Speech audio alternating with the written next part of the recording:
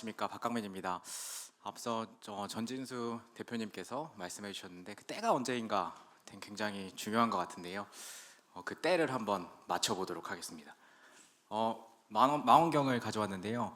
사실은 최근에 한 10년 정도 저도 연구소에서 근무 중이지만 요즘과 같이 기술이 이렇게 빠르게 발전하고 기술 전망이 중요한 시기가 된 것 같습니다. 그래서 망원경을 첫 페이지에 그림으로 한 이유는요. 망원경으로 안 보이는 걸 볼 수 있잖아요. 지평선 너머에 오는 배를 볼 수 있거나 아니면 별들, 눈으로는 안 보이는 별들을 볼 수 있는데, 그런 것처럼 이 연구도 우리 망원경처럼 기술들을 한번 살펴보자 해서 망원경 사진으로 첫 페이지를 만들어 봤습니다. 발표는 제가 하지만요, 한 100여 명 정도 연구원들과 저희 소장님, 실장님 모두 같이 참여해 주신 연구입니다. 네, 먼저 신기술이라는 걸 말씀을 좀 드려야 될 것 같은데요. 사실 신기술이 이렇게 과거에는 정규 분포 형태로 등장했던 것 같습니다. 시간이 조금 지나면 갑자기 이제 떠오르고 우리가 준비하고 대비할 시간이 많았던 것 같습니다. 그러나 최근의 신기술 보시면요, 이런 식으로 등장을 합니다. 챗GPT도 그렇고 앞서 이제 공간 컴퓨팅도 그렇지만요. 우리 주위에 많이들 얘기가 되어 왔는데 갑자기 어느 순간 기술이 확 등장을 합니다. 그래서 샥스핀 형태로 등장한다, 이렇게 많이 말씀들을 하고 계시고요. 갑자기 출현하고 동시에 갑자기 최고점에 도달합니다. 그래서 대응 실패가 많아집니다. 이러한 대응 실패를 방지하고자 미래 기술 신호 탐지가 굉장히 중요해지고 있습니다. 또 이런 대응하기 위해서 미래 신호의 조기 탐지를 위해서 이 기술들을 이 세 가지로 좀 분류를 해봤습니다. 첫 번째는 트렌드, 두 번째는 이머징, 세 번째는 약신호입니다. 윅시그널이라면 약신호이고요. 이미 이머징에서 대응을 하거나 발굴을 하면 늦습니다. 또는 트렌드에서 대응하거나 발굴하면 늦습니다. 그래서 저희는 약신호를 한번 탐색해보자 하는 연구로 진행을 했습니다.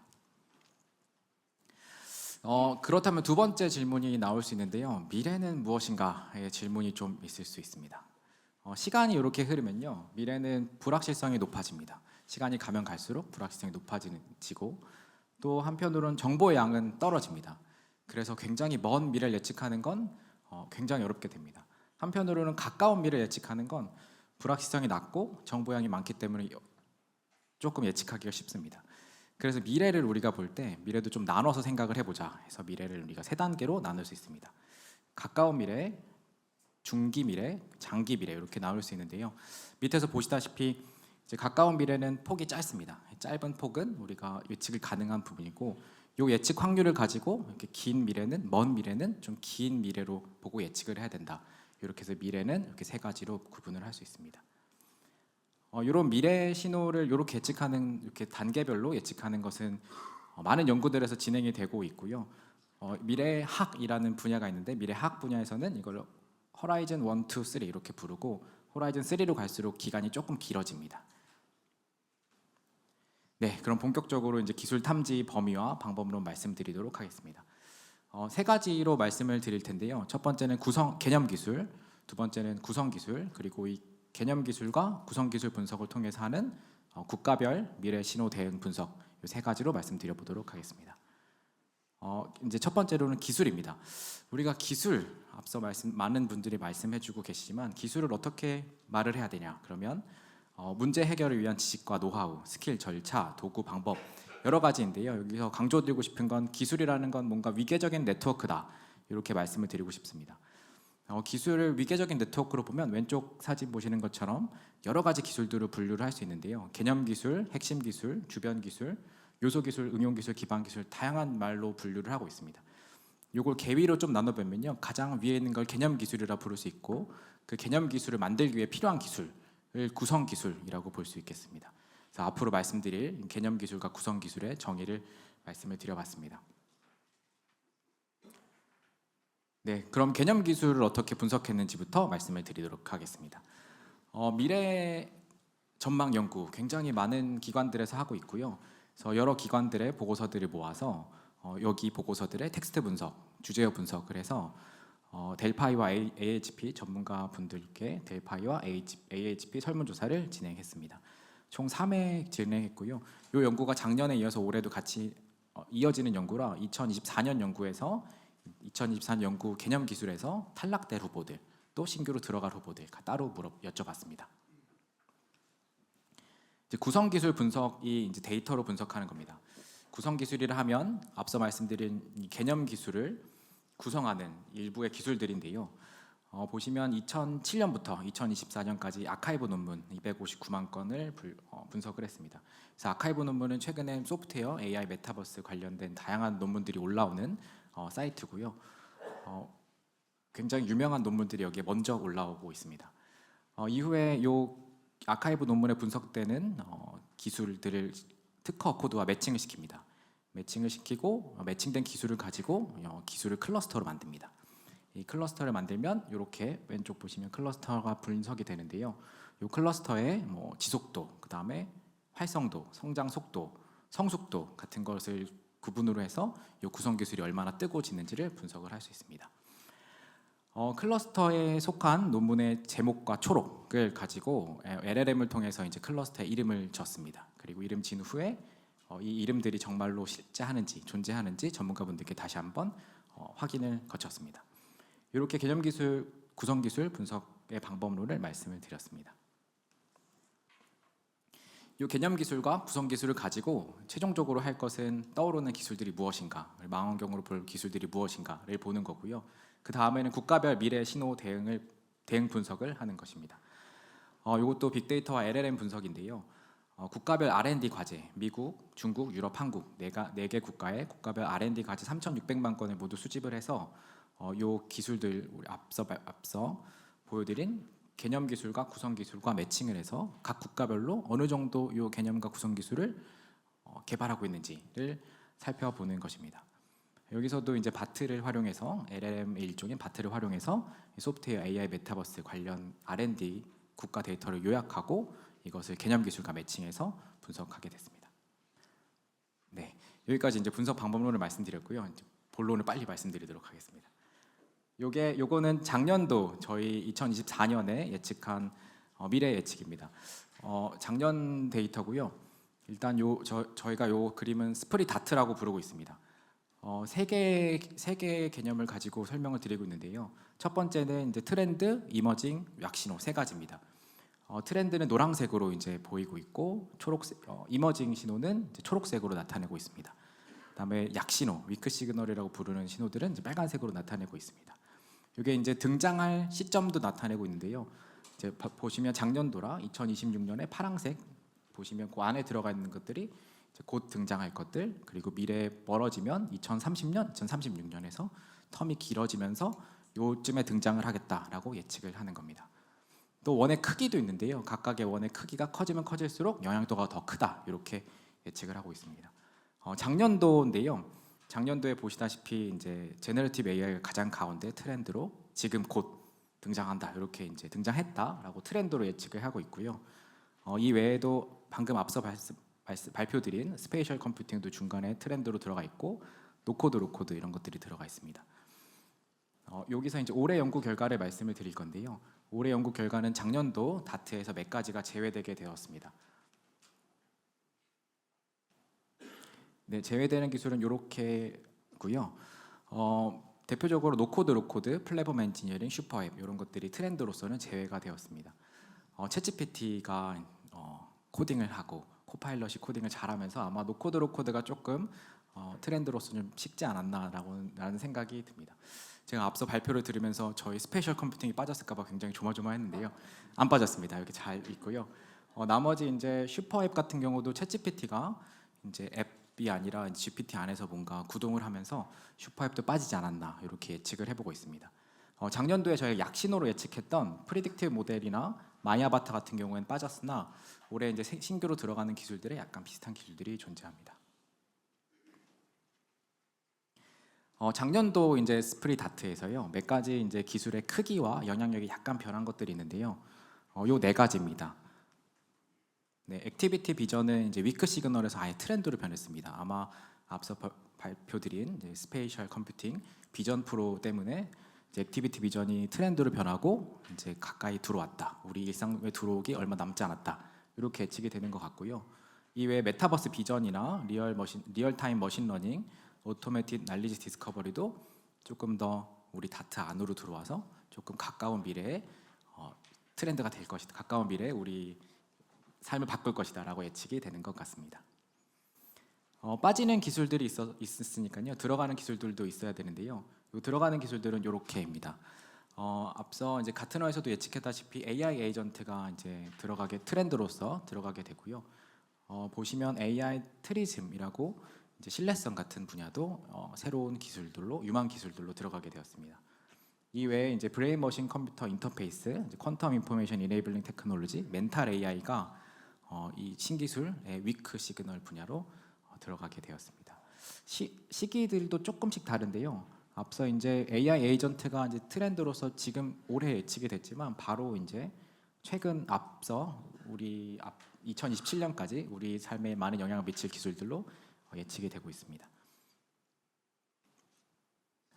네, 여기 이제 보시면 저희가 앞서 첫 장표에도 말씀드렸다시피 트렌드와 이머징 신호를 예측하는 것은 이미 늦습니다. 그래서 저희는 위크 시그널에 굉장히 집중을 하고 아카이브와 다른 논문들을 많이 찾고 있는데요. 여기 보시는 요 장표 요 다섯 개들이 이제 위크 시그널입니다. AI 어그멘티드 디벨롭먼트나 RIS, 퀀텀 머신러닝 이런 것들이 위크 시그널로 잡히고 있고 위크 시그널이다 보니까 요 바깥에 좀 먼 미래에 있는 걸 보실 수 있는데요. 여기서 특이한 건 멘탈 AI가 조금 안쪽으로 들어와 있습니다. 이 세부적인 기술들 하나하나는요 저희 연구 보고서에 이제 자세히 기입을 해놓을 예정입니다. 앞서 이제 가트너 기술들, 여기 가트너 10대 전망 기술들인데요. 이것과 많이 매칭이 되고요. 저희 연구가 소프트웨어, AI, 메타버스 이 세 가지 분야를 하고 있다 보니까 이제 9번에 로봇 분야가 매칭이 안 되고 대부분 기술들이 매칭이 되는 것을 보실 수 있습니다. 네, 개념 기술을 이렇게 말씀을 드렸고요. 이 개념 기술을 개발하기 위해선 세부적인 많은 기술들이 필요합니다. 그 세부적인 많은 기술들은 무엇일까를 저희가 구성 기술로 부르고 있고 그 구성 기술을 몇 가지를 가지고 왔습니다. 이 구성 기술은 앞서 방법론에서도 말씀드렸다시피 아카이브 논문 259만 건, 특허 데이터 매칭해서 가져온 겁니다. AI 에이전트 보시면 데이터 어그멘테이션이나 오토매틱 NLP 슬라이스 디텍션 이런 기술들이 이제 구성 기술들로 포착이 되고 있습니다. 머신 커스터머 같은 경우에도 이렇게 구성 기술이 포착이 되고 있고요. 퀀텀 인포메이션 이네이블링 테크놀로지도 이런 구성 기술들이 이제 포착이 되고 있습니다. 이런 자세한 이제 사항들은 저희가 연구 보고서를 통해서 더 세부적으로 앞서 발표드리도록 하겠습니다.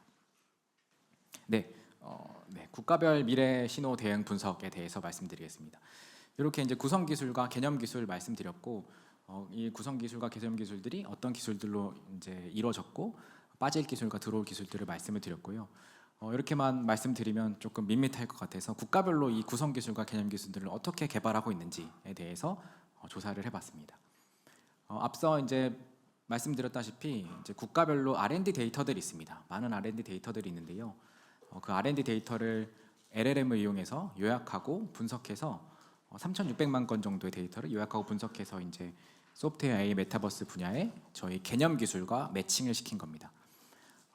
이제 한국 데이터는 이 중에 3,600만 건 중에 한 45만 건 정도 되고요. 보시면 과제 수와 총 투자액입니다. AI, 메타버스 소프트웨어 분야고요. 2010년부터 2023년까지 우리가 얼마나 투자했고 과제 수가 몇 개나 되는지를 보여드린 건데요. 굉장히 가파르게 느는 걸 볼 수 있고 특히 AI 분야가 굉장히 가파르게 느는 걸 볼 수 있습니다. 이제 메타버스 분야는 2022년에서 약간 이제 픽아웃되는 걸 볼 수 있는데요. 아마 이제 실제 트렌드와 약간 비슷하게 나온 것 같지 않나 이렇게 예상하고 있습니다. 과제도 이제 개념 기술단으로 가장 많이 개발하고 있는 기술들부터 저희가 쭉 30개를 나열했는데요. 그 중에 5가지 보여드리면 첫 번째는 어댑티브 AI, 두 번째는 프로그래머블, 세 번째는 리얼타임 머신러닝, 네 번째는 RIS, 다섯 번째가 AI 어그멘티드 디벨롭먼트입니다. 밑에가 안 보이실까봐 이제 읽어드렸고요. 어댑티브 AI 같은 경우는 굉장히 최근에 2023년, 2022년 굉장히 많이 빠르게 개발이 늘어나고 있고 프로그램 월드는 CPS의 다음 버전으로 보입니다. 미국 같은 경우에는 총 102만 건을 분석했고요. 우리나라보다 더 가파르게 AI가 늘어나는 걸 보실 수 있습니다. 굉장히 가파르게 늘어나고 있고 대부분이 이제 리얼타임 머신러닝이라고 보시면 될 것 같습니다. AI 분야 외에도 소프트웨어 메타버스 분야도 굉장히 가파르게 드시는 걸 확인하실 수 있습니다. 유럽은 미국보다 훨씬 더 그 성장세가 두드러지는데요. AI와 메타버스 소프트웨어 전 분야에서 굉장히 가파른 투자를 이어가고 있고요. 조금 특이한 게 과제 수는 미국보다는 가파르게 늘지 않는데 이 총 투자액이 굉장히 가파르게 늘고 있습니다. 그래서 아마 소규모 과제에 굉장히 집중적으로 투자하고 있지 않나라는 예측을 해보고 있습니다. 중국 같은 경우에는 이제 앞서 미국과 유럽과 조금 다른 모양이 보이는데요. 파란색 선 보시면 이게 AI인데 2010년부터 보여드리는 겁니다. 가파르게 느는 게 아니라 굉장히 꾸준히 오랫동안 투자가 늘어나는 걸 보실 수 있습니다. 네, 이렇게 국가별 부교 분석 말씀드렸는데요. 한마디로 좀 정리를 해보면 미국은 AI에 대한 꾸준하고 대규모 투자가 이루어지고 있다 이렇게 말씀을 드리고 뒤에서 저희가 상위 5개 기술만 보여드렸는데요. 소규모 기술들도 굉장히 많이 투자를 하고 있습니다. 그래서 소규모 과제들에 대해서도 꾸준히 지원하고 있다 이렇게 말씀을 드릴 수 있겠습니다. 중국 같은 경우에는 선택과 집중이 저희 키워드고요. AI 기술에 대한 대규모 투자, 선택과 집중한 대규모 투자가 이루어지고 있다 이렇게 말씀드리겠습니다. 유럽이 조금 특이한데요. 유럽은 이제 선택과 집중이 아니라 굉장히 많은 과제들에서 골고루 이제 투자하는 걸 보실 수 있고요. 미래 기반 기술에 대한 균형 잡힌 투자가 이루어지고 있다 이렇게 정리해 볼 수 있겠습니다. 우리나라는 이제 RIS나 프로그래머블 월드 같은 기술들이 등장하는데요. 제조와 통신 강점을 살리는 AI와 그 외 융합형 투자가 일어나고 있다 이렇게 말씀드리고 특히 최근에 이제 트렌드에 따라서 어댑티브 AI도 굉장히 빠르게 확산되고 있다라고 말씀드리겠습니다. 네, 이게 이제 국가별로 R&D 데이터의 개위가 조금씩 달라서요. 총체적으로 한눈에 보고 비교하면 이제 문제점이 있을 수 있습니다. 그럼에도 불구하고 한눈에 보고 이제 비교를 해보면요, 국가별로는 이제 가장 많이 개발하는 게 리얼타임 머신러닝입니다. 미국과 중국에서 가장 많이 이제 투자를 하고 있고요. 이 외에도 프로그래머 바이올로지도 투자를 많이 하고 있습니다. 네, 상위 개발 기술 10개를 저희 다트 위에서 다시 한번 보여드리면요. 첫 번째가 리얼타임 머신러닝, 두 번째가 프로그래머 바이올로지, 세 번째가 어댑티브 AI입니다.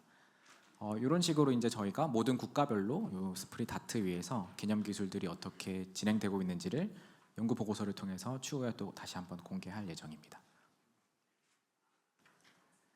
네, 한국의 R&D 분석도 이제 저희가 준비를 해서 가져왔는데요. 보시면 이게 누적입니다. 그래서 최근 2년, 최근 6년, 최근 12년입니다. 이렇게 보시면 어댑티브 AI가 최근 12년부터 계속 상위에 랭크되는 걸 보실 수 있는데요.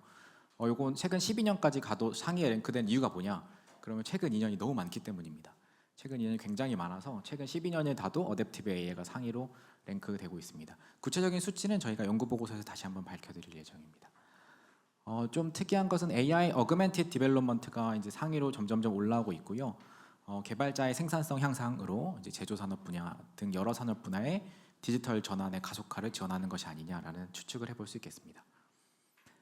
네, 여기에 보시면 웹 XR도 빠르게 계단을 타고 있는데요.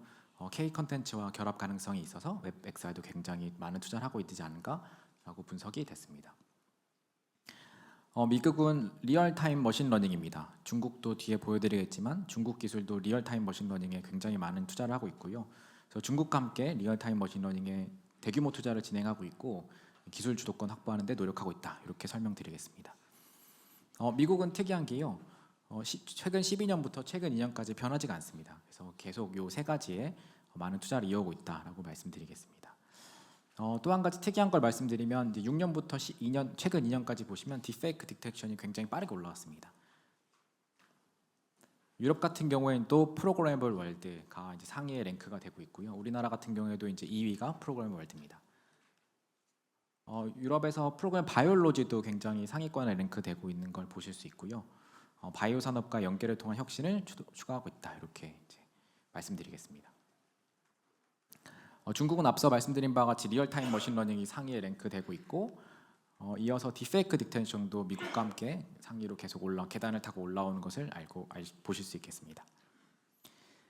이제 신호별 총 연구비가 어떻게 되냐 보시면 트렌드에 굉장히 더 많은 집중을 할 것 같지만요. 실제로 보면 이머징 시그널에 많은 투자를 하고 있고요. 이머징 신호에 거의 3배 가까이 넘는 투자를 진행하고 있습니다. 네. 이게 이제 각 국가를 비교하면 좋은데요. 데이터들의 계위가 다르기 때문에 직접적인 비교는 어렵습니다. 각국의 이제 트렌드만 보시면 될 것 같은데요. 앞서 말씀드렸다시피 이머징 신호에 굉장히 많은 투자를 진행을 하고 있고요. 한국 같은 경우, 우리나라 같은 경우에 좀 특이하게 위크 시그널에 많은 투자가 진행되고 있는 것을 확인하실 수 있습니다. 이제 좀 밑에 있어서 그런데요. 미국이나 유럽보다는 위크 시그널의 수위가 조금 높습니다. 우리나라의 경우에 이제 약신호 투자가 많다 이렇게 해석할 수 있는데요. 이제 그 기간이나 투자 금액은 어떻게 되는가에 대해 추가적인 연구가 좀 필요한 편이고요. 약신호에 집중해 투자하는 게 좋은 거지만 이게 뭐 1년만 투자한다거나 아니면 금액이 너무 작거나 이런 것들이 문제가 될 수 있어서 이런 것들에 대한 추가적인 연구가 필요하지 않을까라는 생각을 해봤습니다. 네, 네, 종합해서 말씀드리도록 하겠습니다. 기술 트렌드를 넘어서 우리가 이머징 신호 그리고 약신호를 탐지하는 것이 굉장히 중요해지고 있습니다. 이렇게 탐지하기 위한 이제 프레임워크를 저희 연구에서 제시를 하고 있고요. 미래 시계별 이제 탑 30 기술을 탐지를 했고 그 탑 30 기술을 만들기 위해서는 어떤 구성 기술이 필요한가에 대해서도 이제 말씀을 드려봤습니다. 이 프레임워크와 이제 분석 방법론 데이터도 많이 사용을 하고 있는데요. 이런 것들이 이제 고도화가 계속 가능합니다. 작년에 이어서 올해 새롭게 좀 고도화한 부분이 있고 이쪽적으로 고도화 가능하고 향후에는 이제 자동화도 필요하다 생각이 듭니다. 우리가 이런 연구들을 계속함으로써 위크 시그널, 약 신호들을 잘 탐지를 해낸다면 우리가 이제 개도국에서 선진국으로 넘어왔을 때 이제 이렇게 선진국을 잘 따라하는 팔로워형, 적응형 이제 경제 개발을 했다면 혁신가로 나아가기 위해서 어떤 일을 해야 되냐, 어떤 기술을 개발해야 되는가에 이제 도움을 줄 수 있지 않을까라는 생각을 할 수 있겠습니다. 이머징 신호나 이제 위크 시그널을 잘 탐지를 한다면 우리가 선도적 대응, 기술 변화에 선도적 대응이 가능하다라고 말씀드리겠습니다. 미래를 탐색하는 데 있어서도요. 우리가 미래 되게 막연하지만요. 가까운 미래와 먼 미래를 좀 구분해서 본다면 먼 미래는 정확히 맞출 수가 없습니다. 하지만 가까운 미래는 정확히 맞출 수 있고요. 이제 먼 미래와 가까운 미래를 구분해서 불확실성과 정보량을 모두 고려해서 우리가 미래 시계를 설정해서 정책적 전략을 만들어낼 수 있다라고 말씀을 드리겠습니다. 신호 탐지 방법 아까 잠깐 말씀드렸는데요. 신호 탐지 방법 고도화 조금 더 필요합니다. 올해는 이제 빅데이터를 활용해서 수 테라바이트의 빅데이터를 활용을 했는데요. 향후에도 이런 데이터를 잘 활용해서 이제 고도화를 할 수 있겠다 말씀드릴 수 있겠습니다. 또한 자동화의 필요성도 좀 말씀드리고 이게 연 단위로 하는 연구다 보니까 연중에 바뀌는 것들이 굉장히 난감합니다. 근데 요즘에는 3개월, 6개월도 너무 팍팍 바뀌거든요. 그래서 자동화하고 연중에도 이런 윅 시그널, 이머징 시그널을 찾아내는 방법들이 필요하다라고 말씀드리겠습니다.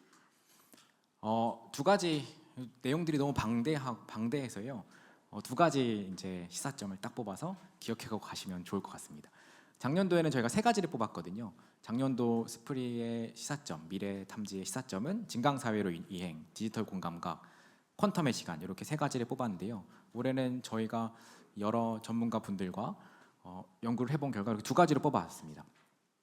첫 번째는 기술 지평선 너머의 신호입니다. 첫 제목인데요. 위크 시그널에 우리가 못 보던 기술들이 많습니다. 이런 못 보던 기술들이 언제 등장할지 모르고 그렇기 때문에 우리가 관심을 가질 필요가 있다. 기술 지평선 너머에도 분명히 신호가 있다. 챗GPT와 스페셜 컴퓨팅이 다가 아니라 어떤 신호들이 있고 우리가 그걸 봐야 된다. 이 한 가지이고요. 두 번째는 이제 기술적 놀라움을 넘어서 활용의 시간이 왔다. 이렇게 말씀드리겠습니다. 과거 한 2년 챗GPT, AI, 앞서 이제 VR까지 놀라움의 시간이었습니다. 너무 놀라워서 매일매일 아침에 뉴스 보는 게 즐거울 정도였거든요. 근데 이제는 그런 놀라움의 시간을 넘어서 이제 어떻게 이 기술들을 활용해야 되는가, 이 기술들의 어떻게 이제 생산성을 높일 수 있는가에 대해서 고민할 시간이 필요한 것 같습니다. 그래서 저희 연구 2가지 시사점 말씀드리고 발표를 마치겠습니다. 감사합니다. 네, 좋은 강연 감사드리며 선임 연구원님께도 질문 드리겠습니다. 미래 디지털 기술 발굴의 자동화는 꼭 필요한 것 같습니다. 어떻게 가능할지 대략적으로 말씀해 주시면 고맙겠습니다. 네, 답변을 짧게 부탁드리려고 지금 여기 프롬프트 계속 뜨고 있는데요. 자동화 굉장히 필요합니다. 올해도 빅데이터 수테라바이트 빅데이터 넣고요, 아카이브 매달 긁고 있는데요. 많은 기관들에서 이런 연구들 하고 있습니다. 뭐 월드 이코노믹 포럼이나 가트너나 맥킨지 하고 있고요. 이렇게 자동화함으로써 아까 잠깐 말씀드렸는데 연중에도 위크 시그널, 이머지 시그널이 있으면 우리 정책 당국자들한테 알림이 필요하다. 이렇게 좀 말씀드리겠습니다. 감사합니다. 네, 말씀 잘 들었습니다. 고맙습니다.